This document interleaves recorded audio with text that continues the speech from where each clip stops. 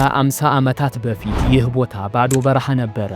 የሚጠጡት ውሃ ለማግኘት እንኳን ከባድ ነበረ። ሰዎች በግመል ይጓዛሉ፣ ቤቶቻቸውም ከጭቃና ከሳር ነበር የተሰሩት። ዛሬ ግን ዓለም አይታ የማታውቀውን የቴክኖሎጂና የቅንጦት ጣራ ነክታለች። እንኳን ወደ ዱባይ በሰላም መጣችሁ። ፖሊሶቻቸው ፌራሪ ይነዳሉ፣ ኤቲኤም ማሽኖቻቸው ወረቀት ሳይሆን ወርቅ ይተፋሉ። በበረሃ መሃል የበረዶ ተራራ ሰርተው ይንሸራሸራሉ። የሰው ልጅ የሰራው ረጅሙ ህንፃ እዚህ ነው የሚገኘው።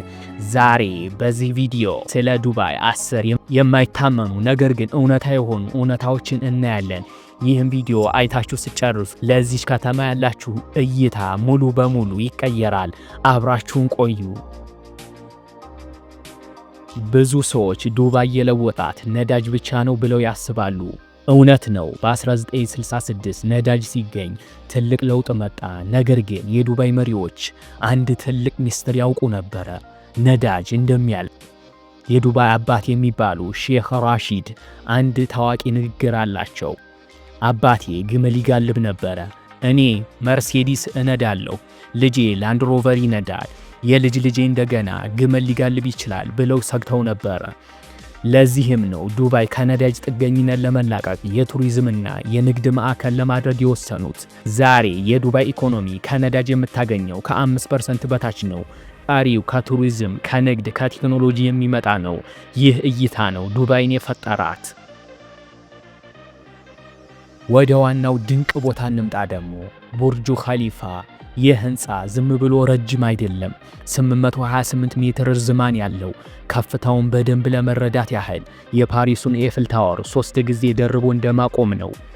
በዚህም ህንፃ ላይ ያለው የፀሐይ የመጥለቅ እይታ በጣም ከመራቁ የተነሳ መሬት ላይ ያሉ ሰዎች ፀሐይ ጠለቀች ብለው ጾም ሲፈቱ፣ የህንፃው ጫፍ ያሉ ሰዎች ግን አሁንም ፀሐይ እያዩ ነው። በረመዳን ወቅት ከላይ ያሉት ሰዎች 2 ደቂቃ ዘግይተው የሚያፈጥሩት። ሌላኛው አስደናቂ ነገር ደግሞ ዘዱባይ ፍሬም። ይህ ግዙፍ የፎቶ ፍሬም ሲሆን በአንድ በኩል ስታዩት የድሮዋን ዱባይ፣ በሌላ በኩል ደግሞ ዘመናዊዋን ዱባይ እንድታዩ ተደርጎ የተሰራ የታሪክ መስታወት ነው። ዱባዮች የማይቻል የሚባል ነገር አይወዱም። የባህር ዳርቻ ሲያጥራቸው ምን እንዳረጉ ታውቃላችሁ? ባህሩን አፈር ሞልተው መሬት ፈጠሩ። ፓልም ጁሚራህ የሰው ልጅ ከሰራቸው ድንቅ ነገሮች አንዱ ነው። ይህ የዘንባባ ዛፍ ቅርጽ ያለው ደሴት ከጠፍር ወይም ከሳተላይት በግልጽ ይታያል። ይህንንም ለመስራት 94 ሚሊዮን ኪዩቢክ ሜትር አሸዋ ጥቅም ላይ ውሏል። የሚገርመው ግን ይህ ሁሉ አሸዋ የመጣው ከዱባይ በረሃ አይደለም። ምክንያቱም የዱባይ በረሃ አሸዋ ለግንባታ አይሆንም ነበረ፣ ከባህር ወለል ላይ ነው የተዛቀው። ከዛም አልፎ ዘ ወርልድ አይስላንድ በሚል የዓለምን ካርታ በባህር ላይ ሰርተዋል።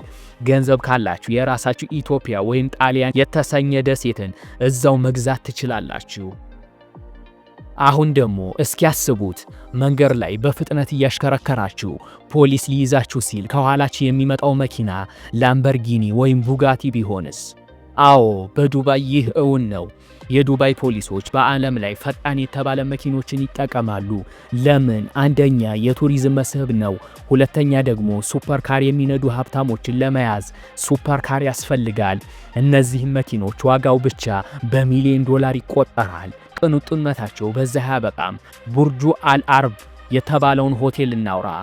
ራሱን ብቸኛ የ7ኛ ኮከብ ሆቴል ብሎ የሚጠራው እዚህ ሆቴል ውስጥ ግድግዳዎቹ በ24 ካርታል ወርቅ የተለጠቡ ናቸው። ትራሳቸውም እንኳን ሳይቀር ከ17 አይነት የትራስ አማራጮች ይመረጣል። ገንዘብ አጥሮኝ ኢቲኤም ልጠቀም ብላችሁ ስትሄዱ ማሽኑ ወርቅ ሊሰጣችሁ ይችላል። በዱባይ ሞል ውስጥ የወርቅ ኢቲኤም አለ።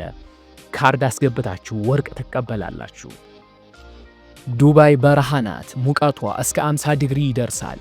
ታዲያ በረዶ ላይ መንሸራተት ብትፈልጉስ? ችግር የለም።